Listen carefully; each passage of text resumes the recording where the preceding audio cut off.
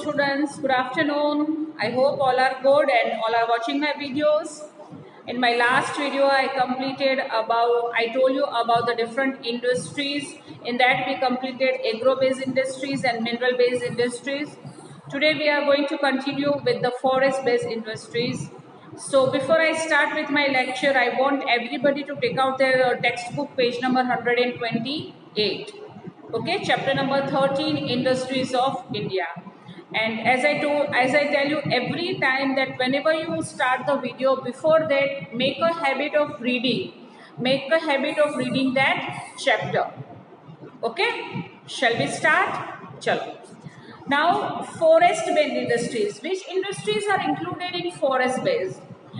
Industries which use raw material जो हमें forest से देता है, फॉरेस्ट में से जो प्रोडक्ट हमें एज अ रॉ मटेरियल मिलता है, that industries are included in a forest based industries. This industries use forest produce as a raw material. Let us read about some of them. ऐसा raw material जो हमें forest देता है, forest में तो हमें सिर्फ ट्री देते हैं, तो ट्री रॉ मटेरियल यूज करके कौन सा प्रोडक्ट बनाते हैं. यहाँ पे हमें एक एग्जांपल दिया है पेपर इंडस्ट्री का. हम सब लोग पेपर यूज करते हैं और आपको ये भी पता है कि पेपर होता है वो वुड में से, सॉफ्ट वुड में से बनता है, राइट, जिसको हम भूसू कहते हैं गुजराती में, राइट. तो वो पेपर हमें ट्री में से मिलता है जो फॉरेस्ट से हमें ट्रीज देती है. इसीलिए पेपर इंडस्ट्रीज को फॉरेस्ट बेस्ड इंडस्ट्रीज में काउंट किया जाता है. The raw materials required for this industries are softwood, bamboo, bagasse, straw waste paper and chemicals. Bamboo भी ट्री है, bagasse भी ट्री है, straw waste paper जो वेस्ट पेपर होते हैं, chemicals and softwood, ये सारा मिक्स करके पेपर बनाया जाता है. A large number of trees are cut down to make paper. We must not waste paper and try to use recycled paper. इसीलिए हम कहते हैं कि हमें पेपर को रिसाइकल करके यूज करना चाहिए, क्योंकि पेपर बनाने के लिए बेटा बहुत सारे ट्रीज को हम कट करते हैं, है ना, और डिफोरेस्टेशन करते रहते हैं. तो जितने ज्यादा ट्रीज कट होंगे उतने ज्यादा हमारे एनवायरनमेंट के लिए खराब है. इसीलिए हमें पेपर कैसे यूज करने चाहिए जो रिसाइकल होते हैं. अब किसी स्टूडेंट्स को नहीं पता होगा कि रिसाइकल पेपर क्या होता है. रिसाइकल पेपर वो होता है कि हमारे पास जो भी पुराने पेपर्स है, न्यूज़पेपर, हमारी टेक्स्ट बुक्स, नोटबुक्स, XYZ कोई भी हमारी बुक्स है, उसको हमें स्क्रैप में दे देना है, रद्दी में दे देना है. वो लोग उसको उसकी फैक्ट्रीज में दे के रिसाइकल करते हैं, मतलब पुराने पेपर को नया पेपर बनाते हैं और फिर वो नया पेपर यूज होता है. तो पुराने पेपर में से अगर नया पेपर बनेगा तो क्या होगा, ट्रीज कट नहीं होंगे, न्यू पेपर प्रोडक्शन ज्यादा नहीं होगा और ट्रीज बच जाएंगे. इसीलिए हमें पेपर हमेशा रिसाइकिल करके यूज करना होता है. ओके, तो यहाँ पे हमने कंप्लीट की 3 types of industries, right, 3 types of industries. Agro based industries जो एग्रीकल्चर रॉ प्रोडक्ट्स यूज करते हैं, मिनरल बेस्ड जो minerals raw products raw material use करते हैं, और फॉरेस्ट बेस्ड जो फॉरेस्ट के रॉ मटेरियल यूज करते हैं. अब इंडस्ट्रीज भी है ना बेटा, 3 टाइप में डिवाइडेड है. एक है cottage industries, small industries, small scale industries and large scale industries. तो अब हम ये जानते हैं कि कौन सी इंडस्ट्रीज को हम कॉटेज इंडस्ट्री कहते हैं, कौन सी इंडस्ट्रीज को स्मॉल स्केल कहते हैं एंड कौन से लार्ज स्केल में आती है. ओके, चलो. On the basis of number of people they employ, industries can be divided into 3 kinds: cottage industries, small scale industries and large scale industries.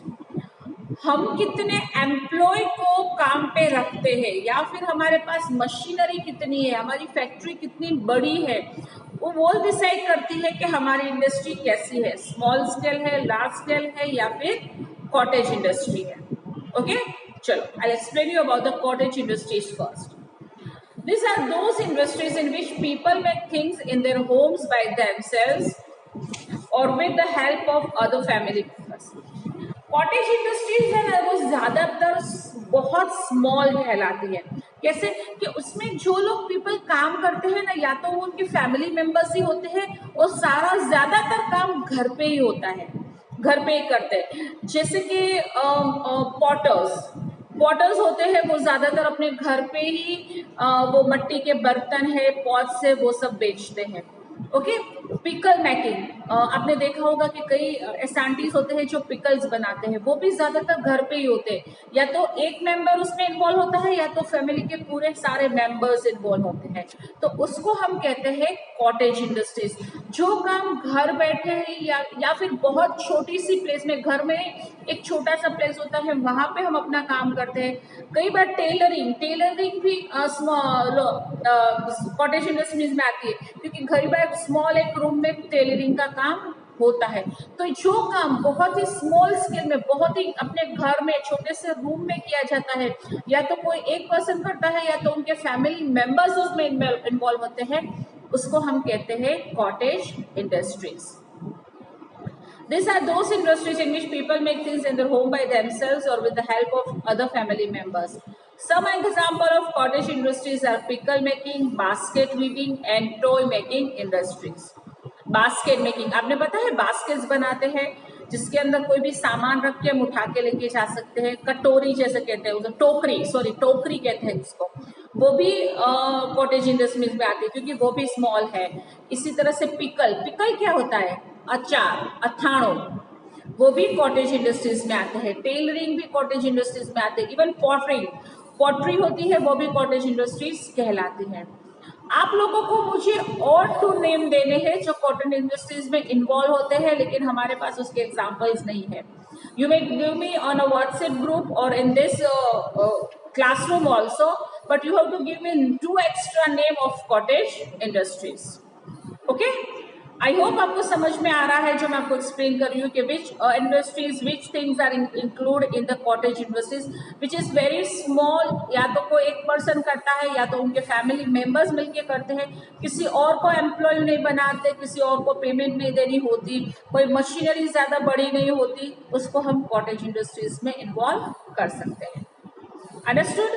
सी, यहाँ पे एक पिक्चर भी दिखा है कि हैंडक्राफ्ट मेकिंग, यहाँ पे जो टॉयज बनाए हैं, ये आर्ट बनाया है वो हैंड से बनाया है, तो this is included in cottage industries.